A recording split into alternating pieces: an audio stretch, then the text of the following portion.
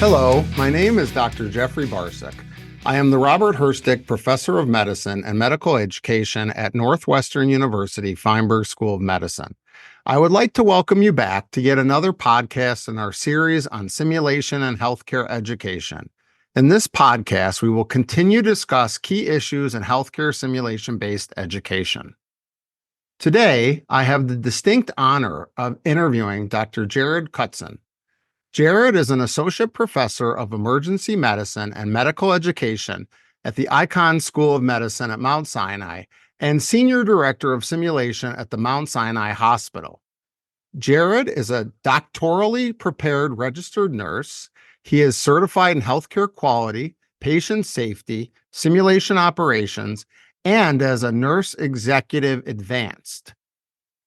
As a fellow of the American Academy of Nursing and the Society for Simulation and Healthcare Academy, Jared is the president-elect of the Society for Simulation and Healthcare and will serve as the president in 2025. Jared, it's an honor to interview you today. It's great to be here with you, Jeff. So, Jared, we usually start our podcast by talking a little bit about our interviewee's background and more specifically, how did you get involved in simulation? Yeah, so I'll try to make it a short story. It started, I didn't realize that what I was doing was simulation back, 25 years ago.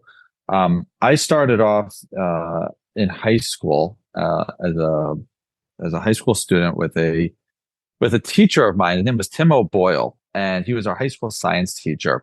And I was a soccer player in high school. I was a soccer coach, a soccer referee. And one day I had a kid who got hit in the face with a ball and their nose started to bleed.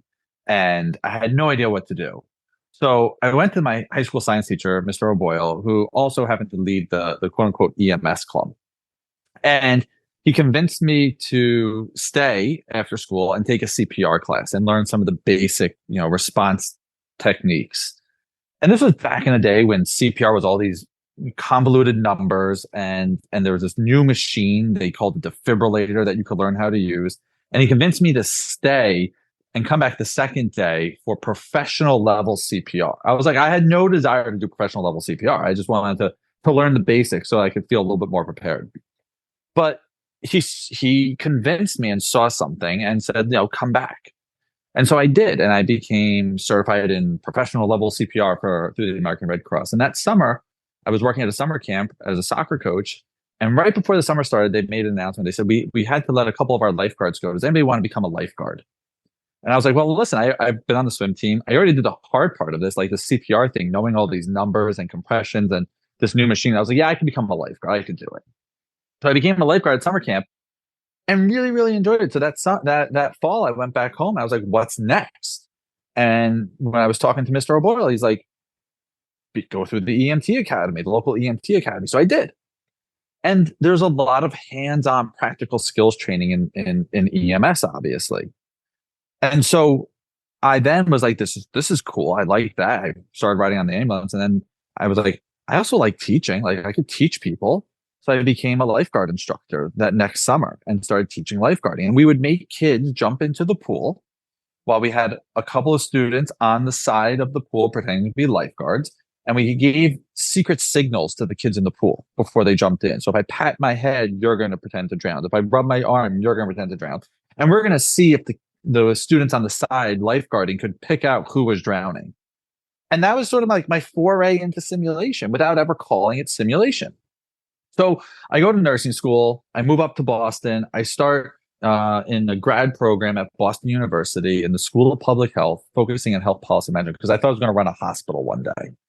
And in this class with about 25 other students, none of whom were clinicians, I had a faculty member who said, the way you talk changes the way you work.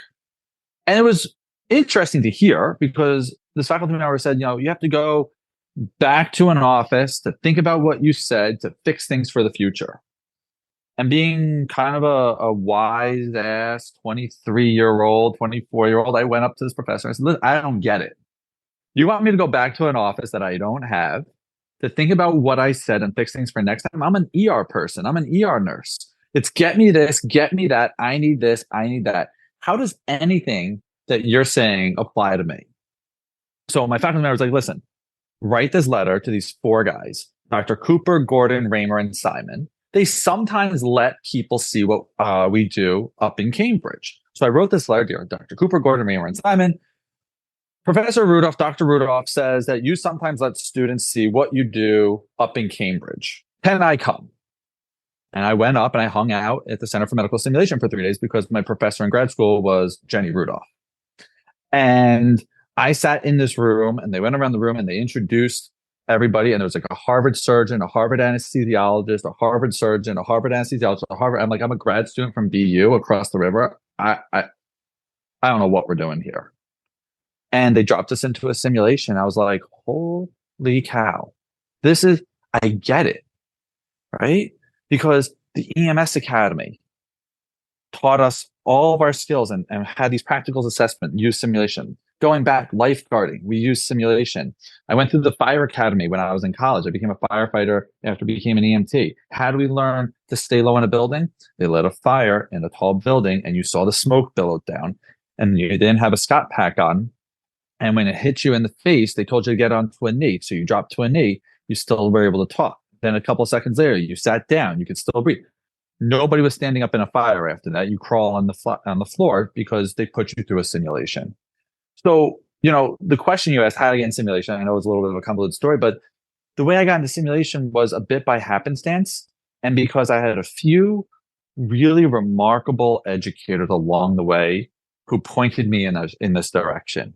And I owe my career to 3 or 4 people along the way who sort of were like, check this out, see what I'm doing, right? My first job after grad school was at Brigham and Women's Hospital in patient safety and quality, where I got to work with these amazing people, Tejal Gandhi, who went on to lead the National Patient Safety Foundation. And I was working with the code committee and I sat next to this physician who was saying quite loudly how we weren't being as efficacious as we should be in treating our patients from cardiac arrest. And when we started talking, he says, oh, you know something about simulation? I said, well, I went up to CMS for a couple of days and learned something from Jenny Rudolph. And that was Chuck Posner, who said, hey, come down and see what I do at the Stratus Center in this little 2-room space. And so my current job is at the Mount Sinai Hospital. When I moved back to New York, there was no simulation happening. So I picked up the phone. I sent an email to a former professor of mine from Columbia, who was the dean of a school of nursing in New York. And she's like, well, we have a little bit of simulation happening. Come down and see what we're doing. And I worked there for a short period of time. And about 10 months later, this young physician from Mount Sinai who left Mount Sinai and started the Institute for Medical Simulation and Advanced Learning at HHC. His name was Haru Akuda. And I got in touch and I went and joined him up at the city hospital system in New York, leading the simulation program. And so we had a keynote at IMSH a year or so ago who talked about sort of like these key people, these key moments, these key connections in your life. And I sat there, I was like, yep. I could point to the 5 or 6 people in my life who were pointing me in this direction. And it was by happenstance, really, how I got into it. And the last 20 years, they say when you love what you do, you've never worked a day in your life. And I think most of us in simulation believe that, right? The work that we do, there's challenges and there's obstacles, but at the end of the day, we have so much fun in what we do. So, Jared, you've come a long way from those lifeguard days, obviously, with a lot of advanced training and degrees now. And here you are now running the Sim Center at the Icahn School of Medicine. So talk to me a little bit about your role, if you can, and what you're doing at the center, and maybe some innovative things that you do there that nobody else does. So Mount Sinai simulation has a really storied history. We got to go back a number of years and talk about our anesthesia program and Adam Levine, right? And his involvement with anesthesia simulation and MOCA courses and the development of simulators and simulation technology. And, the people who have learned from Adam, like Dan Katz, who are still at Mount Sinai, and Haru, who was at Mount Sinai. And so Mount Sinai has developed sort of these pockets of simulation. We've got, the Help Center, which is the anesthesia program. We have a surgical simulation center. We have the STAR Center where I'm at. It was started by Chris Struther, who is a pediatric emergency medicine physician who worked with Haru. We've got the Morshan Center, which is our standardized patient program. We've got I don't even want to call it a satellite facility. It's another whole simulation facility called the Center for Advanced Medical Stimulation at Mount Sinai West. And the way it developed was that there was another hospital system called Continuum in New York City that Mount Sinai acquired. And so they had some of their own simulation programs. And we, as a system, haven't really organized ourselves to be a one large simulation center. What the STAR Center and the program that I oversee started off was just emergency medical simulation. We were really focused on the residents in our emergency medicine program. And then when we acquired the Continuum system, that brought a whole nother residency into the mix. So we actually have two separate emergency medicine residencies, but they're still very separate. And so when I joined Mount Sinai, we were sort of just, again, beginning some of this integration. And we still predominantly focus on our Mount Sinai Hospital residency program. And our Mount Sinai Morningside West residency program has actually opened up their own simulation center at Mount Sinai Morningside. So the program that I oversee initially was just emergency medicine, but my background taught me like you can't sustain a program if you're just a single department. And so one of the first things I did was start to reach out and engage with all these other departments across the health system and the hospital. So we've engaged with the Institute for Critical Care Medicine, which is pulm crit care and surgical crit care, and their fellowship programs and their advanced practice providers and neuro crit care. And we've started to do programs with them, and they've become a really sustained source of program and revenue for our center. And then we reached out and we interacted with pediatrics and OBGYN and nursing and EMS and family medicine. And so now we have grown, and we are the primary site for the medical school to do their mannequin-based simulation. We interface with a number of different clerkship programs, as well as a number of different med school initiatives over the year. We do our emergency medicine residents, faculty, fellows, and nursing. We do other nursing programs as needed. Then we have our crit care programs, neuro, surgical, pulm crit care, OBGYN, peds, PICU, and so on and so forth. So those are the programs that I oversee and I run. And oversee is a funny term, right? Like administratively manage is probably a better term, because the way that we function is really in a collaborative environment. We work hand in hand with our clinical educators to help them utilize the technology to the fullest. So I guess the $1 million question literally is, how does the money flow then when you have all these different sites and you're collaborating across sites? Is it one big central dollar amount that you're sharing, or everyone has their own budgets, which complicates the heck out of things? How does it work? It works because the department has invested in us, and anesthesia has invested in this, and surgery has invested in this. And, we're in a really unique time in our history. We have a new dean of our medical school. We have a new president of the health system. And so we are on this cusp of trying to figure out, like, do we build a massive 10, 15, 20,000 square foot simulation center? Do we keep things small? Do we have some combination of both? And then you asked, so, going back to your question, how does the money flow? And where's the budget come from? And so our chair emeritus of the Department of Emergency Medicine, when I first joined, I asked him that question, like, do I have a budget? He's like, if I give you a budget, I can take it away. So you're better off not having your own budget. And it's worked, right? So like, he knew the system, he knew the history, he knew how this place functioned. So we create business plans, we create strategy surrounding it. I present it to our department leadership. We do collect revenue from outside programs. So the critical care department and PICU and family medicine. Does it cover everything that we do? No, but like, it's enough so that it helps offset some of our costs. And we've been able to grow our program from myself and what amounted to really like a part-time operations person to having myself, a full-time education person and a full-time operations manager with the eyes of expanding even further. Because what I've been told is that, my work, because it's admin, because it's research, because it's quality improvement, doesn't necessarily need to be covered. But if I can cover my overhead for the center and my employees that I have, then we're in good shape. So that takes a little bit of the burden off of like finding all these dollars and bringing in a tremendous amount of revenue. But it's also about the PR that we do as well, right? And so your initial question a couple minutes ago was like about some of the innovative things that we're doing.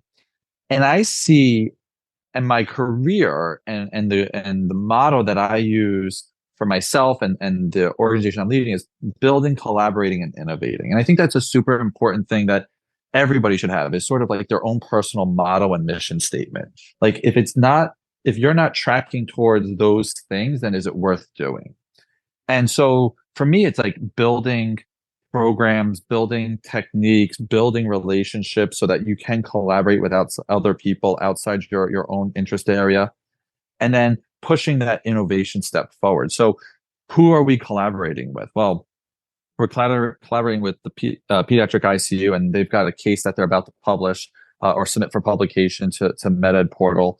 We're collaborating with EMS agencies. So we're actually getting an old ambulance and outfitting it for mobile simulation so we can go to our outside sites and do more training in those outside sites.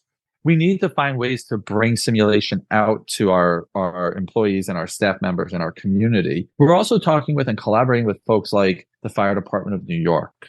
We're talking with the MTA, right? I didn't know this, but the MTA has a emergency a fire brigade unit that responds to 3,000 calls from medical assistants in Grand Central Terminal every year. 3,000 calls is more than some communities in the state of New York respond to in a year. But they don't have a transport program. They only do first response stuff. And then we have other innovative things. We're doing things like, a lot of people are using VR today or augmented reality and things along those lines. And we're dabbling in it.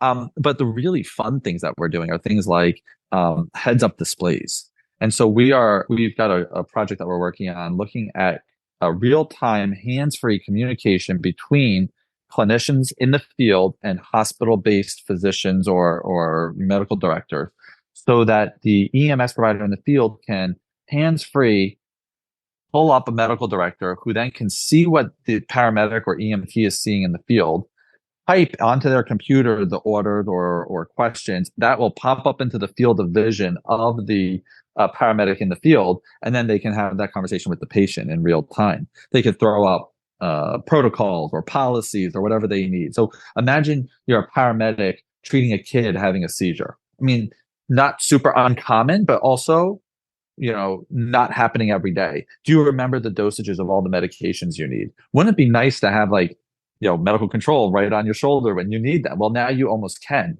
And so we're piloting that. And that's a collaboration between a researcher at Pace University, a colleague out in Colorado, and us in New York. So that heads-up display is a really, fun project. The other things we're doing are like lighting research. We're using the Sim Center to look at different wavelengths of light and stress levels. And so we're assessing whether or not if we put you into a stressful simulation and change the lighting that you're under during the debrief, does that reduce your stress level faster than traditional fluorescent lights? The thought process there is that after a critical event in the clinical setting, maybe during the critical event in the clinical setting, could we change out the lights in the clinical setting so that they display a blue hue, an orange hue, a green hue, right? Does that impact stress levels, visual acuity, and all these other things? And so we're using wearable devices to measure heart rate variability and assessing the impacts of light on our clinicians. So, those are the fun things that we get to play with and do, amongst many other things. All right, well, let's segue a bit, because something that's very exciting is you're the president-elect of SSH, and I've had the honor of interviewing the last presidents, last one being Barry Eisenberg, and then Haru before him, et cetera, and we move on. And here you are. So it's going to be here before you know it. So do you have any big plans, or where do you see the society going? There's lots of big plans. And I'm super excited for this coming year as president-elect because, I mean, I have a first row seat to, an amazing simulationist, an amazing leader in Barry, right? Like, what great coattails to just ride. Big shoes to fill though at the same time, right? And so, I think Barry and I are very much on the same page about the Society for Simulation and Healthcare. We are a global group of simulationists. And I think we have a lot of things that we want to do to make sure that we are remaining at the forefront of simulation, and really advocating and driving our mission and vision forward. We have a strategic plan that the society has put out, and it was shared at IMSH this past year. And the pillar that I think that there's a couple of pillars there, but that are really exciting. But advocacy is a program that Haru and Bob, a past president, also strongly developed and are continuing to advocate for. I still think we have a lot of work to do in the advocacy realm. We need to advocate for our simulation users to be recognized, federally and globally, so that they're compensated for the job that they're doing and the unique skill set that they bring. We need to advocate across the country for simulation's use and the mandation of simulation. But not just simulation, but good, high quality simulation, right? Our certification programs and our accreditation programs are markers of that quality. And I think it's important that we have programs and centers and individuals who are living up to the standards that are put out by not just SSH, but programs like the NACSL, the International Nursing Association for Clinical Simulation and Learning as well. In New York State, our governor just passed a law that says that nursing schools can substitute up to 30% of their clinical hours with simulation. That's not an uncommon statement that we're seeing across the board. But what I think is unique is that our governor wrote into the law that it has to be done by a certified individual or at an accredited center to be eligible for that reduction. And so I think we're going to see more of that, but we have to advocate for it.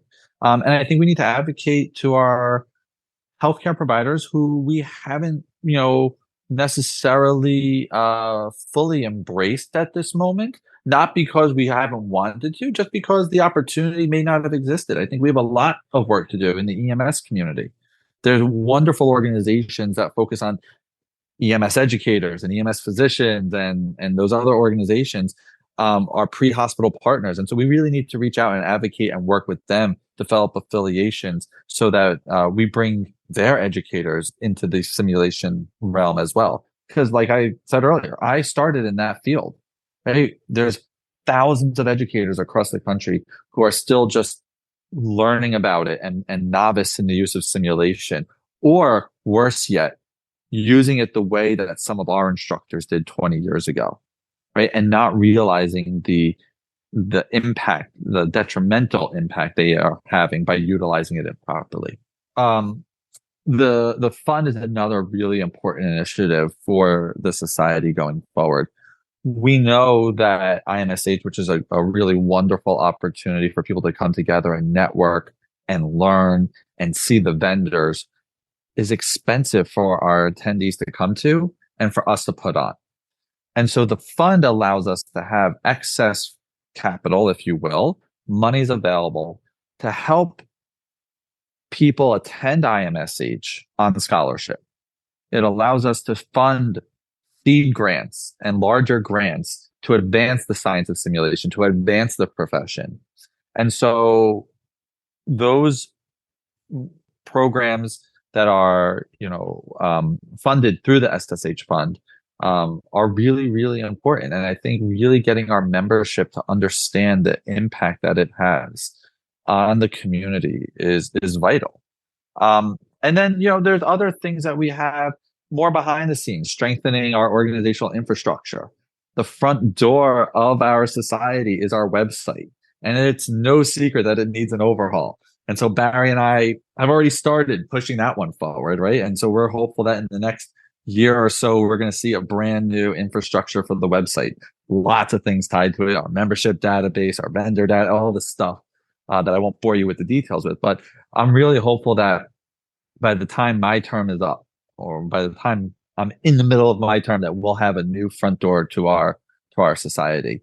Because I think that helps us build those collaborations and connections with other organizations that are like-minded. The Institute for Healthcare Improvement, the National Association of EMS Educators, the National League for Nursing, the physician organizations. And I think that we really, respiratory therapy, occupational therapy, physical therapy, we need to have a front door that is representative of the forward-thinking, inclusive nature of our society. And so, I think that we've got lots of really exciting things happening. I think we're going to be seeing an evolution of our ability to offer educational offerings. I think we're going to see our platforms develop and catch up with where we're at as a society. More innovative, more engaging, different, educational offerings besides just IMSH and SimOps and our Women's in Leadership Conference, really trying to meet our members where they're at in their careers and providing opportunities for them, from the minute they recognize simulation as a potential career path to those of us who have been doing it for a really long time. So those are just some of the things that I'm really excited about, for the next couple of years for the society. And I think those are really impactful things for our membership. And like I said, Barry has already, started down this path. And so being able to just echo, the mission and the vision that we have set forth as a board over the last couple of years, leading us into the future, I think is really, really exciting. I've asked this question before of past presidents and had discussions on it, but why are we so slow to uptake a technology ubiquitously across the world that we know works for training? I mean, we're still using the see one, do one, teach one in many institutions. Why aren't there more mandates about simulation like the governor of New York? I mean, granted, the nursing had that wonderful study that showed up to 50% of the hours could be substituted. And lo and behold, you might be actually better than the old way of doing it. What is it going to take? How many studies? People are crying for randomized controlled trials, but it's like, when is enough enough? I think that we are on the precipice of really seeing change happen. And I think the reason we haven't seen change is because we, in the simulation community, have continually gone up against individuals who have been in positions who were trained in that modality. Our new president of the Mount Sinai Health System is our former chair of emergency medicine. He's of the generation that gets simulation. He understands its value. He's pushing for it. He wants it to be used, and I have to push back sometimes, for credentialing and competency purposes. And I'm like, wait a minute, I'm not sure that we're at that level yet. I don't, those that do more simulation do better in simulation. So for me to say that someone's competent or not competent in it, there's some challenges with it. Yeah, some task trainers and some other things can certainly assess whether or not they can, meet a checklist, as we all know. But the high stakes things, there's still some question about it. But I think we're going to start to see the generation of individuals leading organizations who are trained in this manner and realize that this needs to be a key component of it. I also think that the more that we can advocate, the more that we get other organizations to recognize the value of simulation, the better off we're going to be. So this past year, for the first time ever, Becker's Hospital here in the United States, a trade publication, which says, lists the top 50 CEOs to know, the top, interventional cardiology programs, and the top, CIOs to know, had the top simulation education programs you need to know. And so that's a trade publication that hospital executives look at. And so I think we're going to see in the next 5 to 10 years, people really embracing it. I think the challenge is that it's expensive. And the first thing to get cut is education. And so that's the biggest challenge, right? And I think people want more and more and more of it, but space in New York City is tight. Space in many areas could be tight. Educating faculty to utilize the technology and the technique is tough to come by. And so I think that's the biggest challenge. Until we get the payment for the time for the experts to use the technology, I don't know that we're going to see the shift that we really want to see. But I think that goes back to the advocating part, right? And I think we really just need to continue to advocate that being an educator, all right, and from a medical perspective, how many of our clinicians, and I go and I oscillate on this one a little bit, right? So from the medical side of the house, how many of our physicians are really educators, right? They're clinicians first, right? They get release time to do education, but they still have to see patients. From the nursing side of the house, how many of our educators are still clinicians? Very few, because policies get in the way of them actually working clinically in the same organizations in which they are educators. And then when they work in academia, they may not be connected to a hospital system. And so we've got this two sides, and we got to meet somewhere in the middle. We need educators who are still clinically relevant, but they get enough time to actually do education and become expert in it. We need to marry that. We need our physician, clinician, educators to have more time dedicated to education, and we need our nursing educators to have more time dedicated to still being clinically relevant for their students. And then on top of that, learn how to become experts in simulation. We got a lot of work to do. Well, Jared, obviously seeing patients and operating and doing very complex surgeries pays a little more than going to the lab and teaching someone how to do it. And, we were just talking about this earlier today about another simulation project, that the thing that gets in the way is money. And it always does. And it's because someone else can make more money doing it a different way or the old way. And we just need to stop that mentality, because overall, there's no doubt in my mind, and there's some literature to support this, there's a huge return on investment from simulation. So that's the bottom line. Yeah, I mean, we see that. We see that we can get people from novice to advanced beginner, novice to competent in a much shorter time frame if you use simulation. The problem is that, and I've experienced this myself, we have a lot of administrators who don't buy into the return on investment. We're trying to move to the RQI program right now from the RQI partners, a CPR training program that utilizes online learning and independent skills practice. It requires us to outlay, I don't know, I'm going to make up a number here, $750,000 for all of our staff members. Organization goes, we don't have $750,000. I go, yeah, but do it over a couple of years. It's a couple of $100,000 a year. We don't even have $200,000 a year. I said to him, but you're paying 20,000 nurses to go to an 8-hour class plus the instructor time. So you're paying overtime rates for these nurses, plus instructors, plus keeping all this equipment. You end up saving $1 million a year by switching to this. No discussion. Don't want to hear it. Can't invest the capital. And I don't even know how to have that conversation after a while. I bring you a cost savings and you don't want to hear it. So I only so many times that you're going to bang your head against the wall until you move on to another project. I mean, I don't think they're in the business of borrowing money. That's why. And I think it's the initial investment that a lot of hospitals struggle with, so that they can meet that return on investment. If they don't have the cash flow or the cash available to give you the money up front that you need to save them in the background, or there's other also competing projects for the same dollars, and it's hard to make those decisions. And personnel dollars are already allocated, so it's shifting buckets.